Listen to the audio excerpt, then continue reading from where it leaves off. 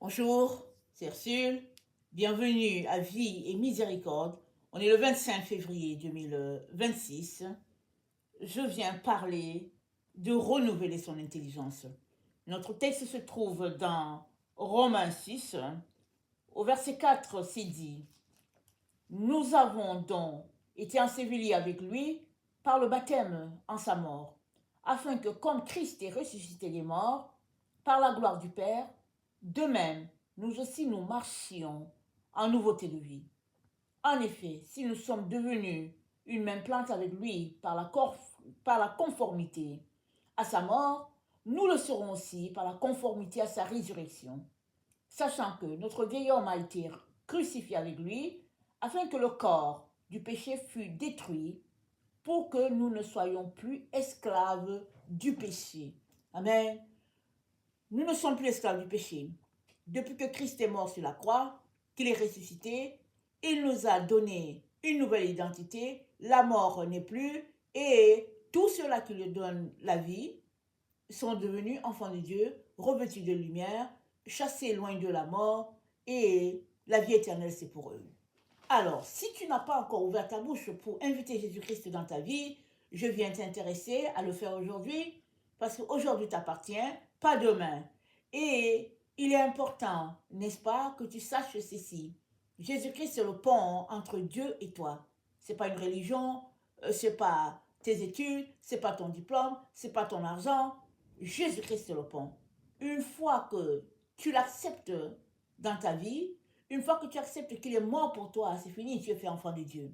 Amen. Automatiquement, tu es fait enfant de Dieu. Tu n'as pas à faire autre chose. Il te suffit d'ouvrir la bouche et l'inviter. Une fois l'invitation faite, maintenant il te revient de marcher dans ses voies. Lire la parole, prier, le supplier de t'aider et laisser de côté toutes ces choses que tu fais qui n'honorent pas Dieu. C'est dans une marche avec Dieu que le Seigneur va te révéler tout cela. Amen. Alors, bienvenue à, n'est-ce pas, cette nouvelle identité à Jésus, si tu ouvres ta bouche et que tu l'invites. Amen. Alors, maintenant, nous marchons à nouveauté de vie.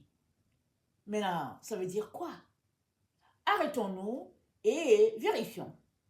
Es-tu en train de marcher à nouveauté de vie avec Jésus?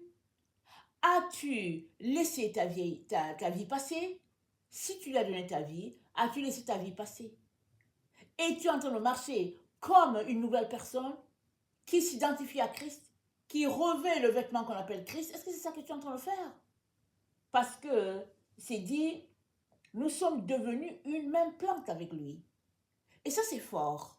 Ça veut dire que nous avons été, si on peut le dire, collés. Vous savez, quand on met deux plantes ensemble, on crée un fruit hybride. Et souvent, ce fruit, il est différent de fruits quand c'était la seule plante. Et souvent même, ça peut être juste, exemple, deux manguiers.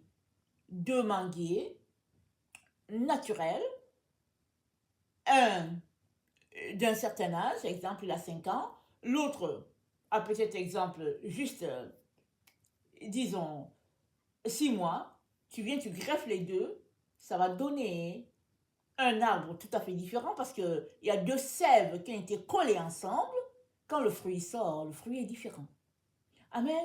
Et la Bible dit, nous avons été hantés à Christ, nous avons été collés à lui. Et nous sommes un élément hybride parce que nous avons été hantés, mais Dieu a transformé cela pour faire de nous des enfants au même titre que Christ.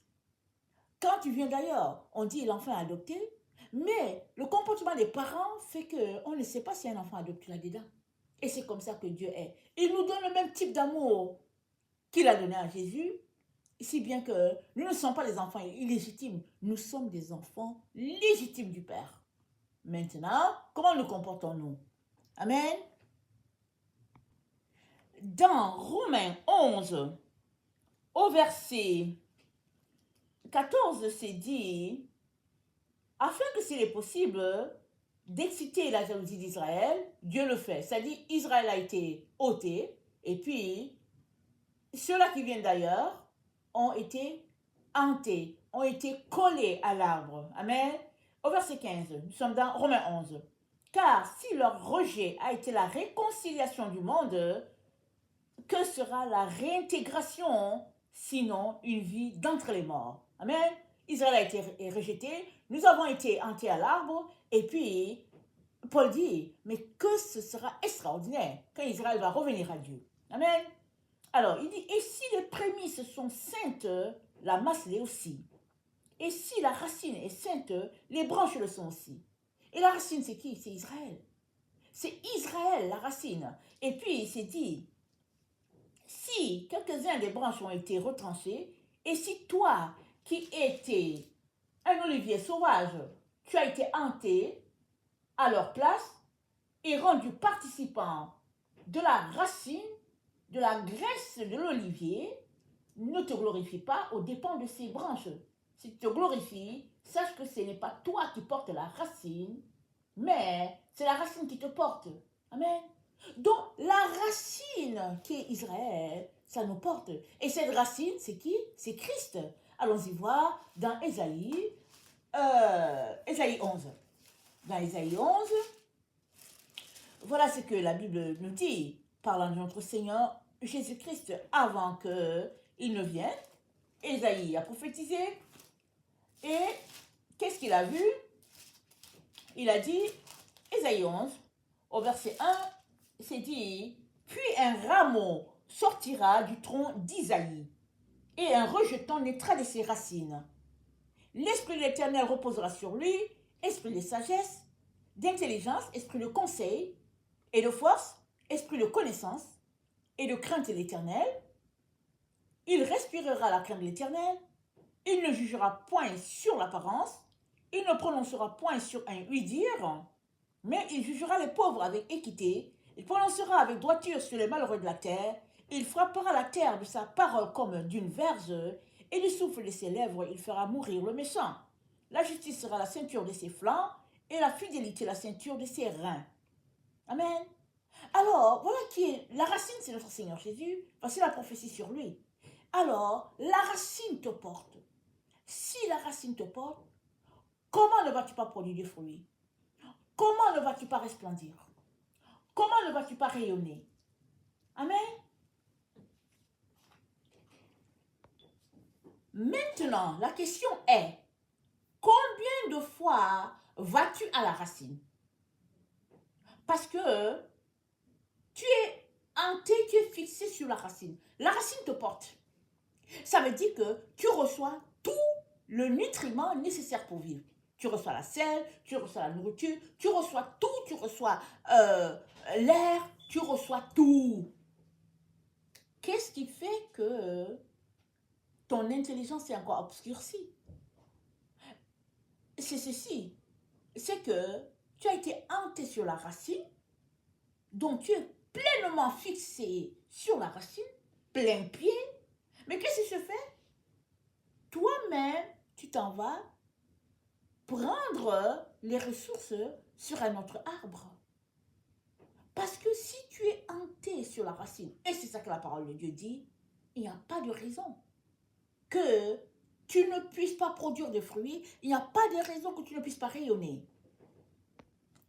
Jean 15 dit, Jean 15, le verset 1, je suis le cep et mon père est le vigneron. Tout serment qui est en moi et qui ne porte pas du fruit, il le retranche.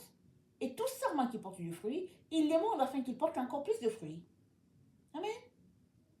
Il y en a qui sont retranchés, il y en a qui sont émondés. C'est-à-dire, les branches sont coupées, les branches qui débordent, afin que la sève ne soit pas gaspillée. Et que tout soit canalisé, de telle sorte que tout ce qu'il doit recevoir puisse recevoir. Et puis la plante, elle est parfaite, elle est propre, elle est en santé. Alors, voilà ce que le Père a fait de chacun d'entre nous. Maintenant, arrêtons-nous, posons-nous les questions les plus essentielles. Qu'est-ce qui fait qu'il n'y a pas de fruit? Parce que celui qui porte du fruit, le Père l'émonde encore. Alors, si on n'est pas satisfait des fruits, ce n'est pas la faute du Père. Surtout que, généralement, quand on hante un arbre à un autre, les fruits sont colossaux. Ça, je vous le dis. Amen. Les fruits sont colossaux. Parce que c'est deux plantes qui ont été mises ensemble. On a étudié l'une des plantes, on a étudié l'autre, puis on les a mis ensemble afin que leur force puisse produire quelque chose d'extraordinaire. Et c'est ça que Dieu a fait. En nous entend sur l'olivier d'origine, alors il nous a rendus participants de la gloire divine. Nous ne sommes plus les gens de dehors, nous ne sommes plus, n'est-ce pas, des gens qui ne connaissent pas Dieu. Nous sommes de la maison de Dieu. Comment nous comportons-nous? Est-ce que nous allons chercher les fétiches de nos aïeuls? Est-ce que nous allons lire de la sagesse orientale à quelque part parce que nous voulons mieux apprendre? Qu'est-ce que le Père ne nous a pas donné? La même chose qu'il a donné à Israël, il nous a donné la même chose, les mêmes ressources, les mêmes nutriments. Il est donc important, frères et sœurs, que nous puissions regarder à nous et dire les vraies choses. Demander pardon à Dieu du fait que nous lui avons donné notre vie, mais nous sommes encore connectés à nos coutumes, à nos manières, à notre religion, à notre rébellion et souvent à nos désirs qui ne sont pas les désirs de Dieu. Il est donc important que nous puissions nous arrêter et dire, Père, j'ai besoin de toi. Aide-moi, viens à mon secours, que je me délecte de ta parole. Parce que une intelligence renouvelée, c'est une personne qui passe le temps dans la parole de Dieu. C'est une personne qui se délecte de la présence de Dieu. C'est une personne qui se donne le temps pour venir communier avec Dieu. Et souvent, si ça ne se passe pas, si on manque de nutriments, si le fruit est maigre, c'est parce que nous-mêmes, nous ne venons pas. Ou si nous venons à moitié. Il est donc important qu'à l'heure où nous nous trouvons, nous puissions arranger ce qui doit être arrangé. C'est-à-dire communier dans le vrai sens du terme avec notre Dieu. Et la communion, ça se fait avec le Père, ça se fait avec le Fils, à travers le Saint-Esprit. Si tu n'as pas encore demandé au Saint-Esprit de te visiter, n'hésite pas de le faire. Il viendra, il va te visiter. Et tu peux demander au Saint-Esprit de te visiter plusieurs fois, il va venir. Amen. Que le Seigneur bénisse sa parole et que sa joie soit notre force en ce jour. Amen et alléluia. Amen.